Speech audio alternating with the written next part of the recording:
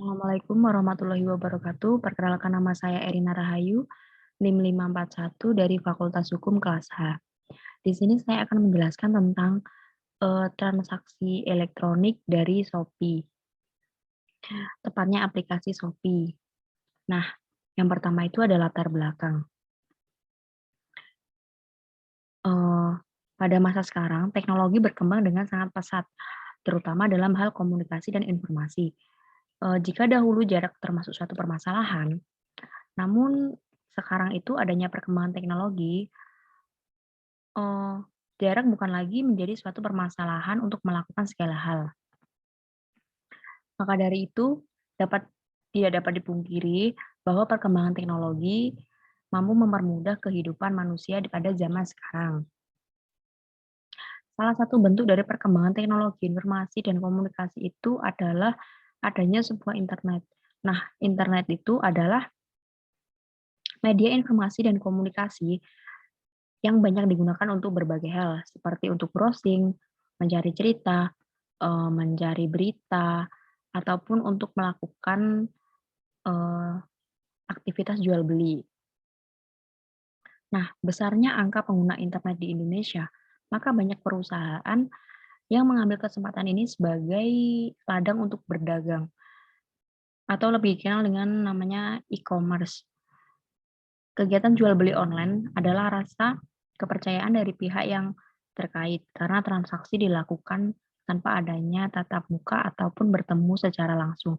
Jadi, jual beli online ini didasari rasa kepercayaan.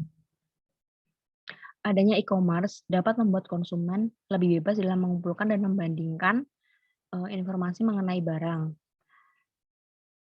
Eee, dampak dampak dari e-commerce ini tidak hanya dirasakan oleh konsumen, namun juga produsen, terutama saat pemasaran produk yang menghemat biaya dan waktu. Melihat begitu banyaknya dampak positif yang ada pada e-commerce, menyebabkan bisnis e-commerce di Indonesia berkembang dengan sangat pesat. Banyak perusahaan ataupun usaha perseorangan yang terjun dalam bisnis ini dengan menggunakan fasilitas e-commerce sebagai penunjang perdagangannya. Namun, di samping dampak positif yang ditimbulkan, muncul suatu permasalahan hukum dari berbagai sektor, seperti dari sektor hukum pidana, perpajakan, maupun hukum perdata. Salah satu permasalahan yang muncul pada lapangan hukum perdata yaitu berkaitan dengan perjanjian atau kontrak yang digunakan dalam transaksi e-commerce. Perjanjian atau kontrak yang digunakan dalam transaksi bisnis secara elektronik ini disebut sebagai perjanjian elektronik atau electronic contract. Hukum kontrak menjadi sangat penting dalam e-kontrak mengingat adanya perbedaan mendasar antara kontrak yang dibuat secara tertulis. Perbedaan utama terdapat pada tidak adanya tatap muka atau pertemuan antara para pihak yang terkait, sehingga akan menimbulkan masalah terkait identitas kecakapan para pihak untuk membuat perjanjian.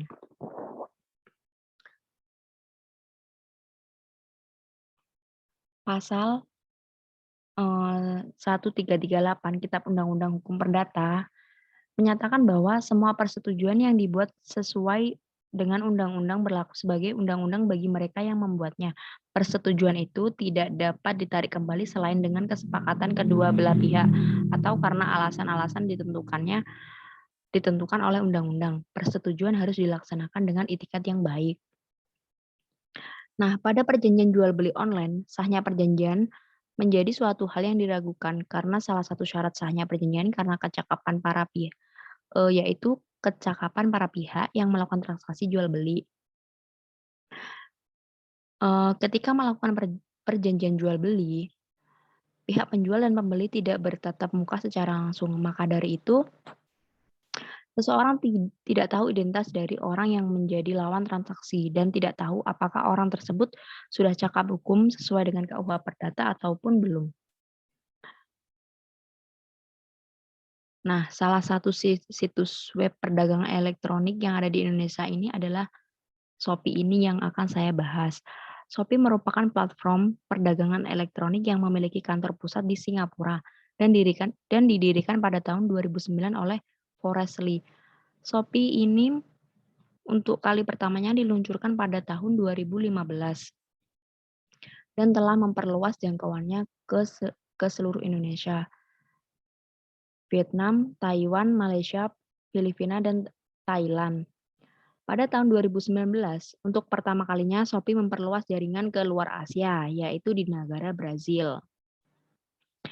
Nah, perusahaan Shopee ini menerapkan konsep online shopping mall dengan membuat suatu aplikasi yang bernama Shopee ini.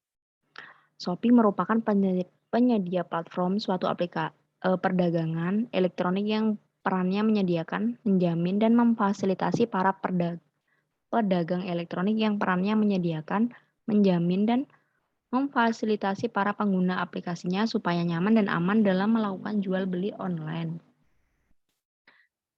Dalam perjanjian tersebut telah diatur mengenai sistem pembayaran, sistem pengiriman barang, dan ketentuan lainnya telah ditentukan oleh Shopee. Meskipun sudah dirancang sedemikian rupa,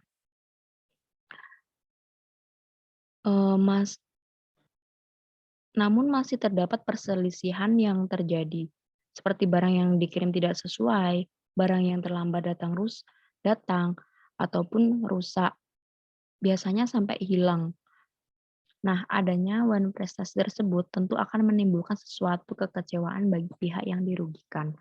Nah, dalam masalah ini, saya mengangkat rumusan masalah sebagai berikut. Yang pertama itu adanya bagaimana pelaksanaan jual beli secara online.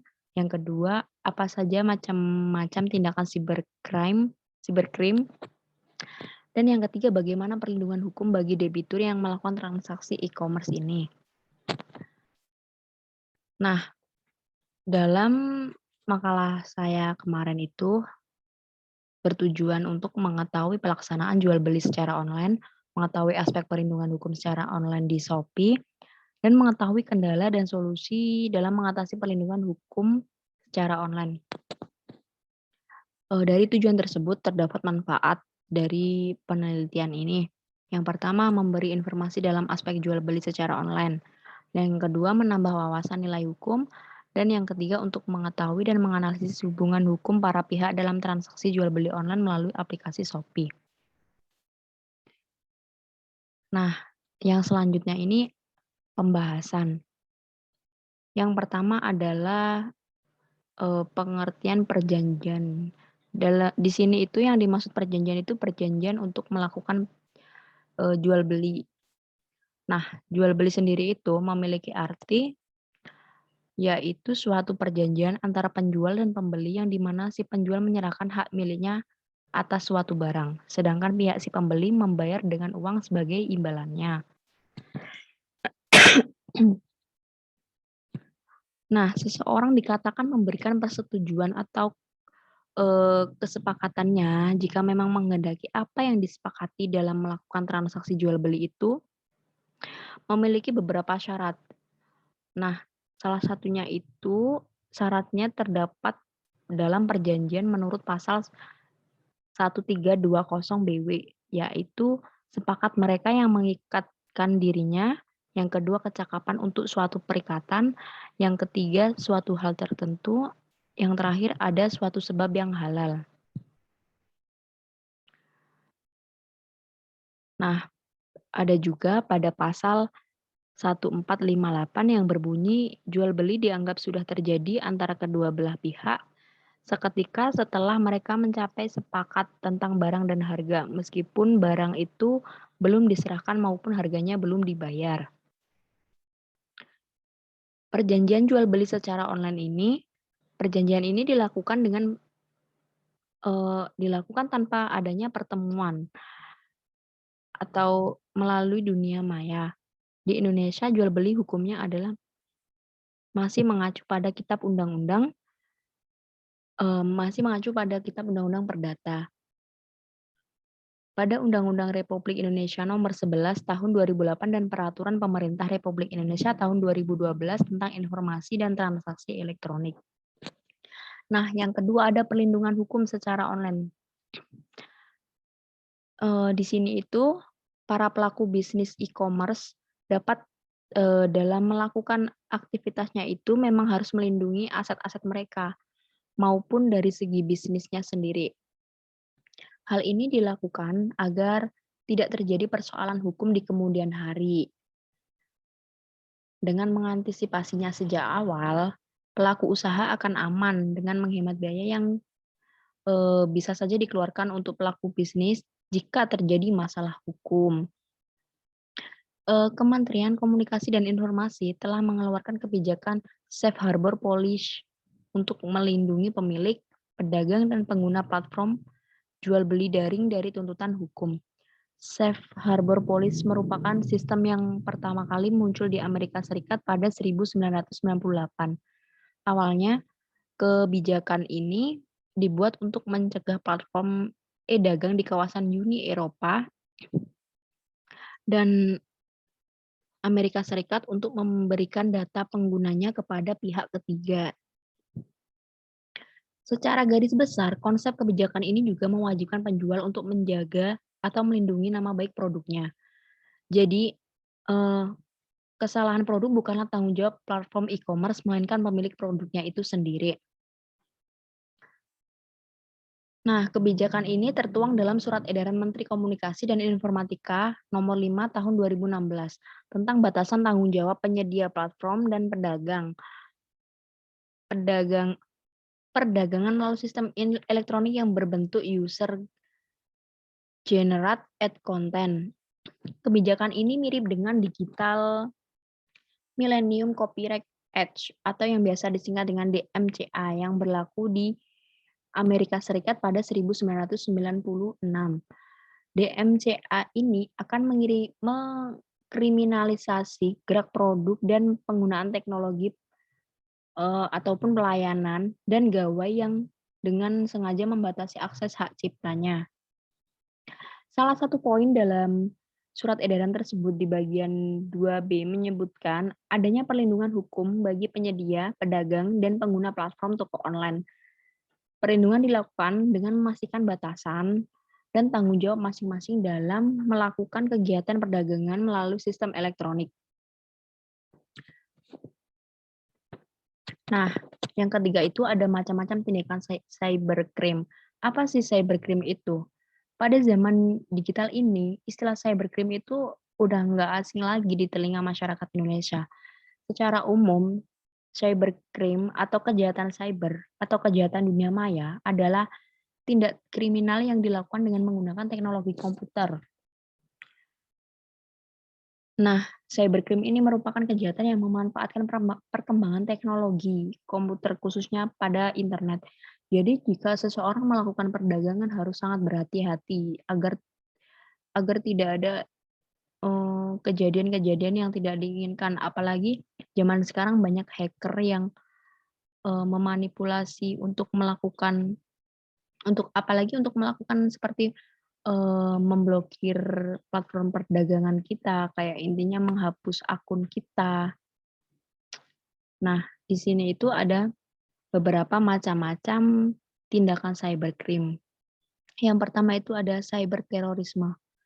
Yang kedua ada cyberpornografi. Nah, di sini itu menyebarluaskan obscene material termasuk pornografi, identity exposure, dan child fotografi. Nah, yang ketiga itu ada cyber harassment. Pada cyber ini terjadi pelecehan seksual melalui email, website, dan atau chat program. Nah, yang keempat itu ada cyber stalking atau crimes of stalking melalui penggunaan komputer dan internet. Dan yang terakhir ada hacking, penggunaan programming abilities dengan maksud yang bertentangan dengan hukum. Nah, pengaturan tindak pidana cyber diatur dalam Undang-Undang Nomor 11 Tahun 2008 tentang Informasi dan Transaksi Elektronik UU ITE. Sebagaimana yang telah diubah oleh Undang-Undang Nomor 19 Tahun 2016 tentang perubahan atas Undang-Undang Nomor 11 Tahun 2008 tentang Informasi dan Transaksi Elektronik. Nah, Selanjutnya itu ada perlindungan hukum terhadap konsumen. Shopee ini adalah aplikasi marketplace online yang digunakan untuk jual beli secara online menggunakan ponsel atau perangkat lain. Di dalam aspek perlindungan hukumnya, secara umum online shop harus mematuhi hal-hal apa saja yang diatur dalam undang-undang yang berkaitan melawan hukum. Nah, seperti yang tadi dalam hukum cyber atau cyber law merupakan hukum yang terkait dengan pemanfaatan teknologi informasi dalam Undang-Undang Republik Indonesia Nomor 11 Tahun 2008 dan Aturan Pemerintah Republik Indonesia Tahun 2012 tentang Informasi dan Transaksi Elektronik Pasal 17 Ayat 2 berbunyi, para pihak yang melakukan transaksi elektronik sebagaimana dimaksud dalam ayat 1 wajib beriktikat baik dalam melakukan interaksi dan atau pertukaran informasi elektronik dan atau dokumen elektronik selama transaksi berlangsung. Selain dilihat dari hukum cyber, aspek perlindungan hukum jual beli online juga bisa dilihat dari hukum dagang, hukum perdata, hukum pidana, dan hukum perlindungan konsumen. Perlindungan hukum merupakan aturan yang dibuat oleh suatu negara yang berlaku pada masyarakat tertentu untuk kepentingan bersama dan ketertiban umum. Namun pada penegak hukum menghadapi kesulitan, para penegak hukum itu banyak menghadapi kesulitan untuk membuktikan suatu persoalan yang diasumsikan sebagai sesuatu yang tak terlihat. Nah, dalam pasal 4 UU PK menyebutkan bahwa hak konsumen diantaranya yang pertama ada hak untuk memilih barang atau jasa serta mendapatkan barang atau jasa tersebut sesuai dengan nilai tukar dan kondisi serta jaminan yang dijanjikan hak asas informasi yang benar, jelas dan jujur mengenai kondisi dan jaminan barang atau jasa. Hak untuk mendapatkan kompensasi, hak ganti rugi dan atau pengganti. Lalu apabila barang atau jasa yang diterima tidak sesuai dengan perjanjian atau tidak sebagaimana mestinya. Di sisi lain, kewajiban bagi pelaku usaha sesuai pasal 7 UU PK di antaranya memberi informasi yang benar, jelas dan jujur mengenai kondisi dan jaminan barang atau jasa serta memberikan penjelasan penggunaan, perbaikan dan pemeliharaan. Memberi kompensasi, ganti rugi atau penggantian apabila barang atau jasa yang diterima tidak sesuai dengan perjanjian. Nah, lebih tegas lagi itu terdapat pada pasal 8 UU PK yang melarang pelaku usaha untuk memperdagangkan barang atau jasa yang tidak sesuai dengan janji yang dinyatakan dalam label, etiket keterangan, iklan atau promosi penjualan barang atau jasa tersebut. Nah, berdasarkan pasal tersebut, ketidaksesuaian spesifikasi barang yang diterima dengan barang tertera dalam iklan atau foto penawaran barang merupakan bentuk pelanggaran atau larangan bagi pelaku usaha dalam memperdagangkan barang. Nah, jika barang yang kita terima atau jasa yang kita terima itu tidak sesuai, itu bisa disebut dengan pelanggaran dalam usaha memperdagangkan barang. Nah, kesimpulan dari keseluruhan ini yaitu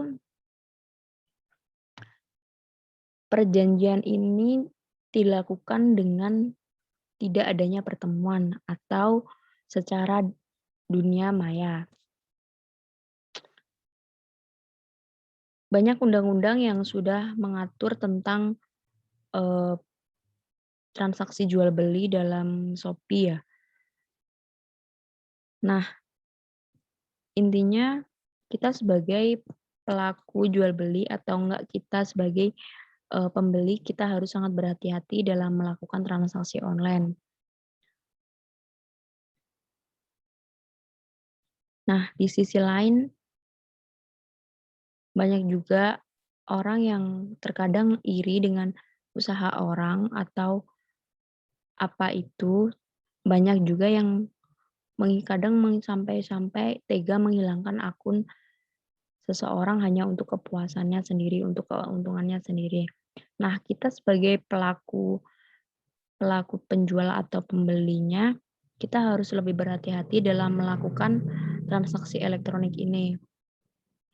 Karena dalam transaksi ini tidak dapat dibuktikan secara nyata, karena buktinya hanya sebatas kita membeli dan struknya pun itu adanya online yang biasanya orang itu bisa membuat membuat tiruannya.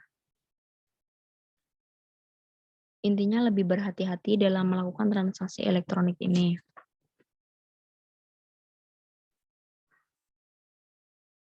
Nah, sekian dari saya penjelasan tentang transaksi elektronik ini. Semoga mem semoga bisa mengerti dan dimohon maafnya bila terdapat salah kata. Sekian, assalamualaikum warahmatullahi wabarakatuh.